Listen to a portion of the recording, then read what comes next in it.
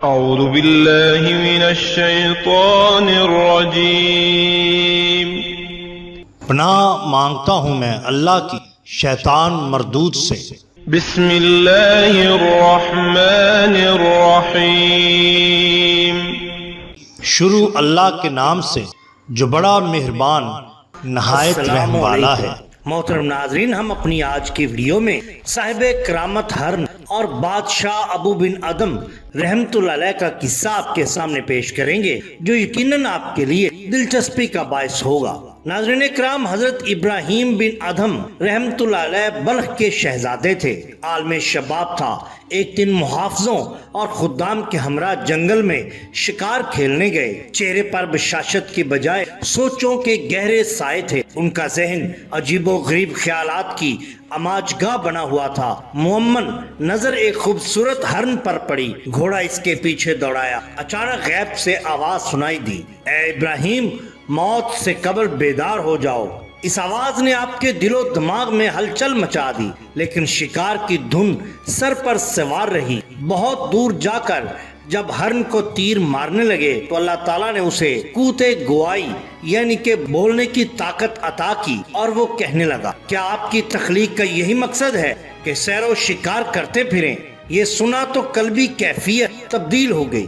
گھوڑا روک کر کھڑے ہو گئے۔ گزشتہ چند ایک یوم میں رونما ہونے والے واقعات کا ذہن میں ہجوم ہونے لگا۔ ایک روز آپ مخمل کے بستر پر آرام فرما رہے تھے کہ چھت پر کسی کے قدموں کی آہٹ سنائی دی۔ بآواز بلند پکار کر پوچھا، کون ہے؟ جواب ملا، آپ کا جاننے والا ہوں اور چھت پر اپنا اونٹ تلاش کر رہا ہوں۔ یہ سنا تو آپ حیرت میں ڈوب گئے۔ پوچھنے لگے کہ چھت پر اونٹ کیسے چڑھ سکتا ہے؟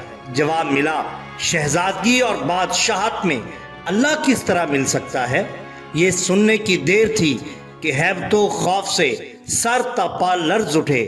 کافی دیر تک اس آواز پر غور فرماتے رہے۔ دوسرے دن بیدار ہوئے تو ایک شخص آیا جس کے چہرے بشرے سے بڑا روب اور دبدبا نمایاں تھا۔ آنے کی وجہ دریافت کرنے پر اس نے بتایا کہ یہاں قیام کرنے آیا ہوں۔ آپ نے فرمایا کہ یہ شاہی محل ہے، سرائے نہیں۔ اجنبی نے پوچھنا شروع کیا کہ یہاں نسل در نسل کون کون رہ رہا ہے؟ آپ نے بتایا تو اس شخص نے کہا، پھر یہ سرائے نہیں تو اور کیا ہے؟ اور اس طرح وہ غائب ہو گیا۔ آپ سمجھ گئے کہ مشیت ازیدی یہی ہے کہ میں علائقے دنیا سے خود کو علیحدہ کر لوں اور صرف اللہ تعالیٰ کا ہو کر زندگی بسر کروں۔ اسی اثنا میں آپ کی نظر اپنے باپ کے ایک چرواہے پر پڑی۔ اس کے پاس گئے، گھوڑے سے اترے، اس کا چوغا پہن لیا اور اپنا لباس، گھوڑا اور ساز و سامان اسے عنایت کر کے جنگل کے وسیع و عریض فضا میں کھو گئے۔ آپ کی کوئی منزل تھی نہ ٹھکانہ، چلے جا رہے تھے کہ دیکھیں اللہ تعالیٰ کہاں لے جاتا ہے۔ کئی دنوں کی صحرا نوردی کے بعد آپ کو راستے میں ایک شخص ملا۔ اس کے چہرے سے نور جھلک رہا تھا۔ اس نے آپ کو اسم اعظم تلقین کیا۔ آپ اسے مسلسل پڑھتے رہے۔ اس سے بہت سے انوار و تجلیات کا ظہور ہوا، اور پھر اسی اسم اعظم کی برکت سے ایک دن آپ کی ملاقات حضرت خضر علیہ السلام سے ہوئی۔ انہوں نے بتایا کہ جنہوں نے آپ کو اسم اعظم سکھایا تھا ان کے بھائی حضرت الیاس علیہ السلام تھے۔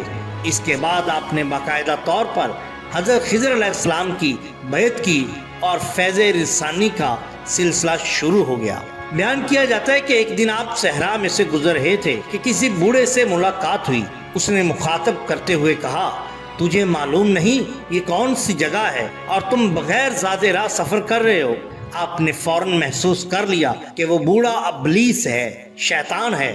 اس وقت آپ کی جیب میں 4 درہم تھے جو اپنی زنبیل فروخت کر کے حاصل کیے تھے۔ آپ نے درہموں کو فوراً زمین پر پھینک دیا اور عہد کیا کہ ہر میل کی مسافت کے بعد 4 نوافل ادا کریں گے۔ چنانچہ آپ کو ہر روز وقت پر اللہ تعالیٰ کی طرف سے روزی مل جاتی تھی، اور ملے کیوں نہ، کیونکہ یہی تو شان ہوتی ہے اولیاء اللہ کی۔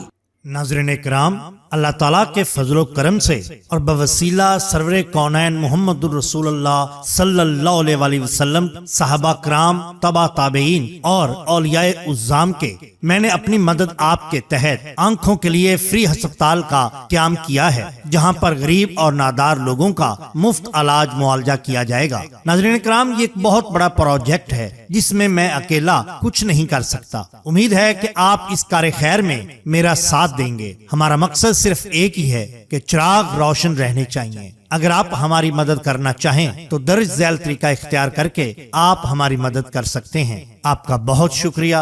अल्लाह हाफिज।